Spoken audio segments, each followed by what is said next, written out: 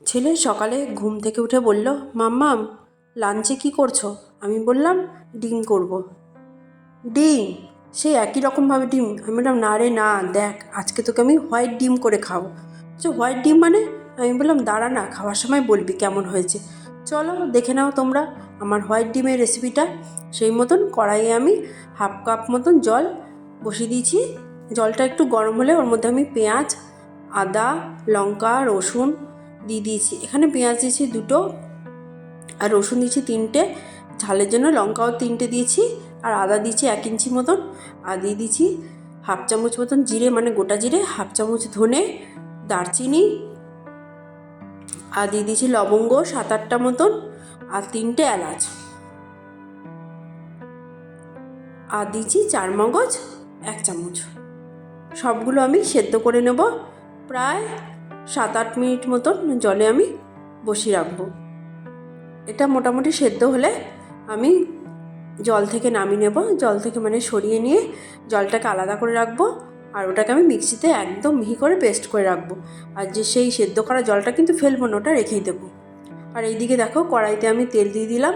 এখানে আমি 1 চামচ সাদা তেল দিয়েছি আর হাফ চামচ দিয়েছি সর্ষে তেল। তেলের মধ্যে সামান্য একটু নুন দিয়ে দিয়েছি। এবার দিয়ে দেবো ডিম। এখানে আমি ডিমটা সেদ্ধ করে রেখেছিলাম, আর ঠিক গভীরভাবে ডিমটাকে দুদিকে আমি একটু একটু করে চিড়ে নিয়েছি। আর ডিম সেদ্ধ করে চিড়ে নিয়ে কিন্তু ডিমটাকে ভাজবে, নাহলে কিন্তু ছিটকোতে পারে। আবার চিড়ে নিলে না ভেতর অবধি মশলাটাও ঢোকে। চলো ডিমগুলো এবার ভেজে নিই। এখানে আমি 4টে ডিমই রান্না করব। সেই মতন কড়াইয়ের তেলের মধ্যে আমি ডিমগুলো সব দিয়ে খুব লালচে করে ভাজবো না, হালকা করে ডিমটা একটু নেড়ে চেড়ে ভেজে নেব। তোমাদের যদি ভালো লাগে লাইক করবে, সাবস্ক্রাইব করবে, আর বাড়িতে কিন্তু অবশ্যই এইভাবে রান্না করে খাবে। এটা কিন্তু খেতে জাস্ট ফাটাফাটি হয়েছিল। আমি বললাম আমার মুখের কথা কেন বিশ্বাস করবে? তোমরা কিন্তু রান্না না করলে বুঝবেই না যে কেমন হয়েছিল খেতে। এবার দেখো ওই তেলের মধ্যেই আমি দিয়ে দিলাম তেজপাতা ফোড়নের জন্য। ডিমগুলো ভাজা হয়ে গেছিলো, নামিয়ে নিয়েছিলাম। আর যেই মশলার পেস্টটা আমি বানিয়ে রেখেছিলাম সেটা দিয়ে দিলাম। আর মিক্সির বাটিটা ধুয়ে একটু জলও দিয়ে দিলাম। দিয়ে খুব ভালো করে মশলাটাকে কষিয়ে নেব। আমি এই রান্নাটা কিন্তু মানে কম তেলেই করেছি, একদমই কম তেলে রান্না করেছি। আর দিয়ে দিলাম টক দই। এখানে আমি 25 গ্রামের একটু বেশি টক দই দিয়েছি। দিয়ে সবগুলো খুব ভালো করে কষিয়ে নেব। আর গ্যাসের আঁচটা কম করে কিন্তু রান্নাটা করব। এবার দিয়ে দিলাম ক্যাপসিকাম, একটা ছোটো সাইজের ক্যাপসিকাম। দেখো আমি এইভাবে ছোটো ছোটো করে কেটে নিয়েছি।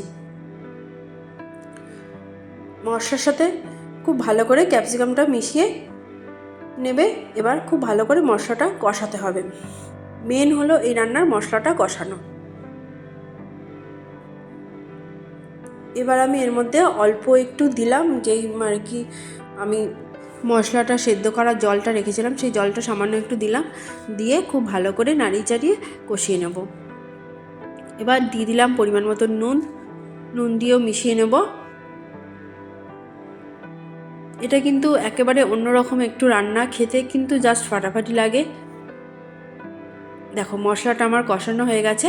এবার দিয়ে দিলাম ডিমগুলো, দিয়ে খুব ভালো করে মিশিয়ে নেব। আর গ্রেভিটা দেখো খুব সুন্দর কিন্তু গ্রেভিটা হয়েছে, দেখতে যেরকম সুন্দর হয় খেতেও কিন্তু খুব সুন্দর হয়।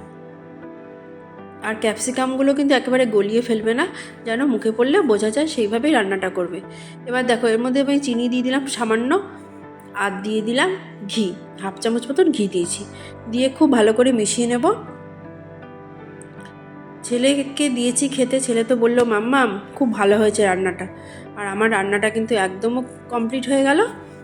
তোমাদের ভালো লাগলে লাইক করবে, সাবস্ক্রাইব করবে, আর বাড়িতে কিন্তু অবশ্যই এইভাবে বানিয়ে খাবে। চলো তোমাদের একটা প্লেটে আমি সার্ভ করে দেখাচ্ছি। আমি গ্যাসটা কিন্তু বন্ধ করে দিয়েছি, 10 মিনিট রেখেছিলাম। তারপরে 10 মিনিট পর গ্রেভিটা আরেকটু ঘন হয়ে গেছে। এটা এত সুন্দর রান্নাটা খেতে হয় না, ডিম লাগবে না, শুধু গ্রেভি দিয়ে মানে পুরো ভাতটা খাওয়া হয়ে যায়।